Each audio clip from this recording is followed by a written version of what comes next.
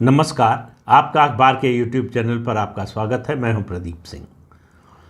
घात, प्रतिघात और भितरघात, ये राजनीति के 3 गुण हैं जो सभी पार्टियां समय समय पर और ख़ास तौर से कुछ नेता समय समय पर अपनाते रहते हैं।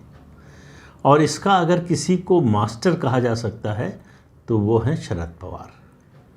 शरद पवार को अगर समझना हो, जो अगर देवेंद्र फडणवीस के शब्दों में कहें कि शरद पवार की मिस्ट्री अगर समझनी हो तो उनकी हिस्ट्री समझनी पड़ेगी। और हिस्ट्री से आप वाकिफ़ हैं। उनकी कई वीडियो बना चुका हूं उन पर, इसलिए काफ़ी बातें कह चुका हूं।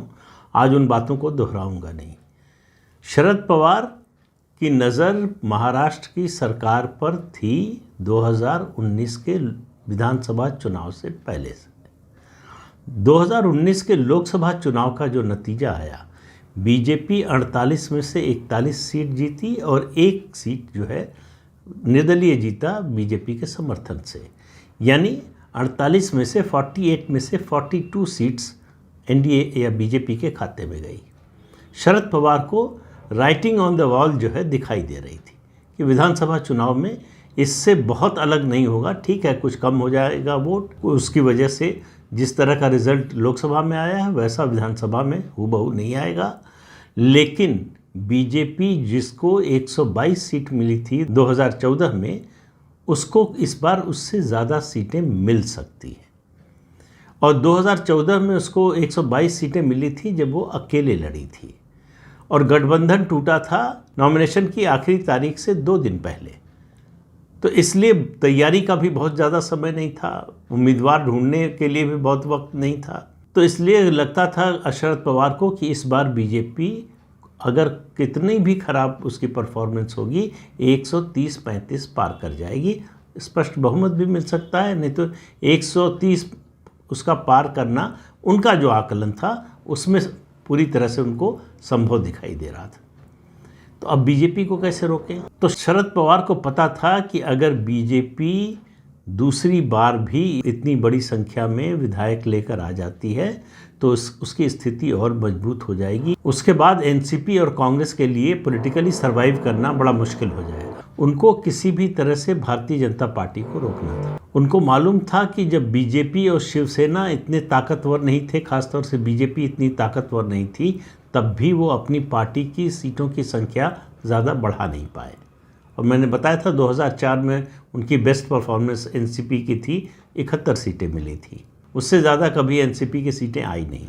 तो उनको मालूम था कि उनकी पार्टी के बढ़ने की एक सीमा है, वो सीमा वो पार कर चुके हैं। अब वहाँ तक भी पहुँचना उनके लिए, बेस्ट परफॉर्मेंस भी करना उनके लिए लगभग असंभव जैसा है। और कांग्रेस की हालत उनको अच्छी तरह से पता थी कि कांग्रेस नीचे ही जा रही है, ऊपर जाने की कोई उम्मीद नहीं है। तो ऐसे में शरद पवार के सामने विकल्प क्या था? बीजेपी से तो कह नहीं सकते थे कि भाई अपनी सीटें कम कर लो, थोड़ा कम जीतो। तो उन्होंने उद्धव ठाकरे से संपर्क किया।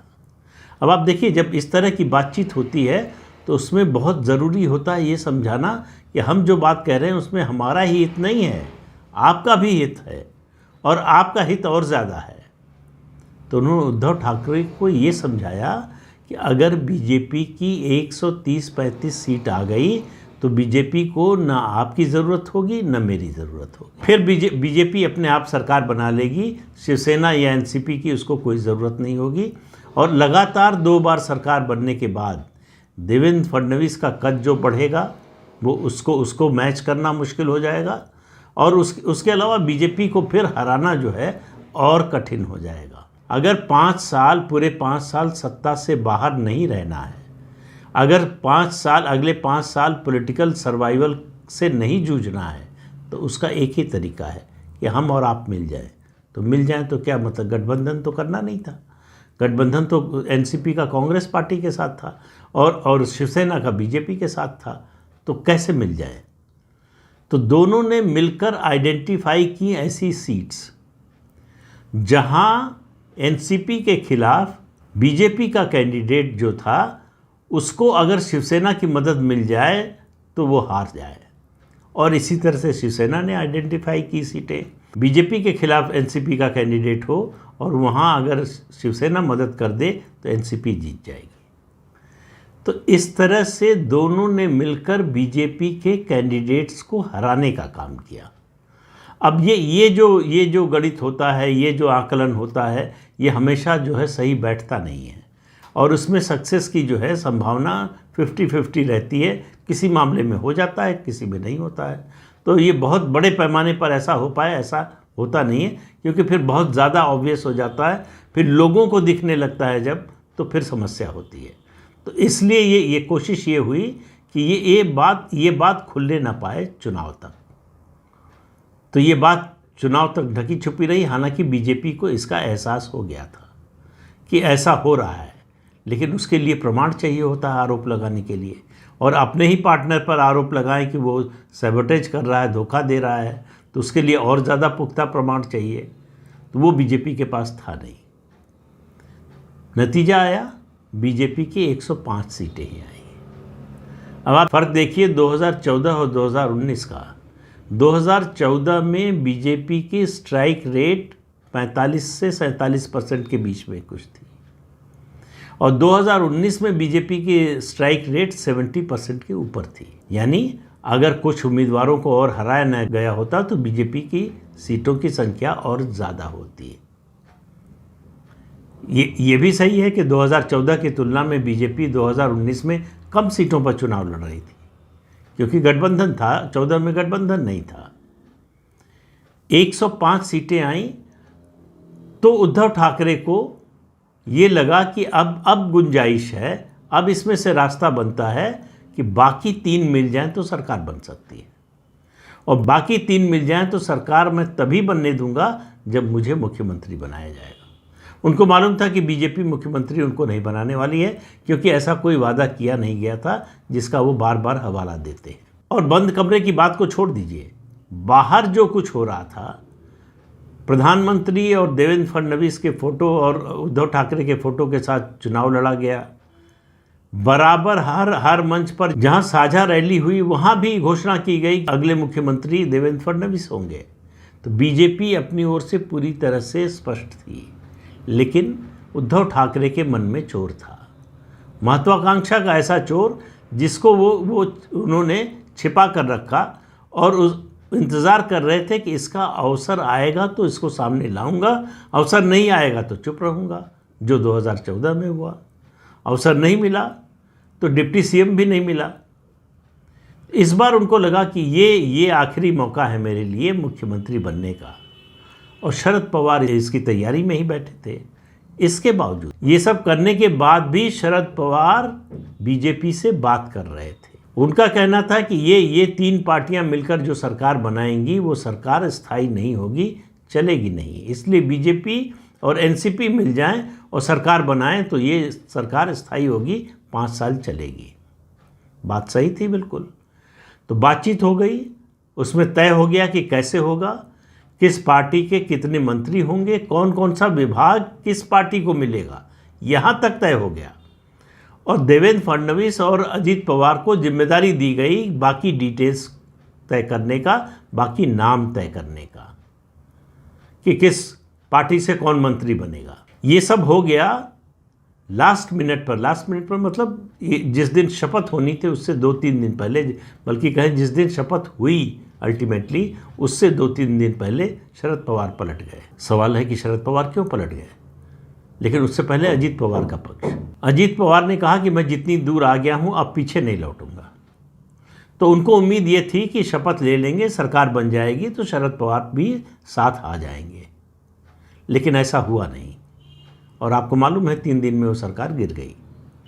तो सवाल है कि शरद पवार आखिरी मौके पर पलट क्यों गए? पलट गए, उनको समझाया गया या उनको समझ में आया, उनको लगा कि अगर बीजेपी एनसीपी की सरकार बनेगी, मुख्यमंत्री देवेंद्र फडणवीस बनेंगे, केंद्र में प्रधानमंत्री नरेंद्र मोदी हैं, केंद्र में सरकार है बीजेपी की, राज्य में सरकार होगी, तो हमारा क्या होगा, हमको उसमें क्या मिलेगा?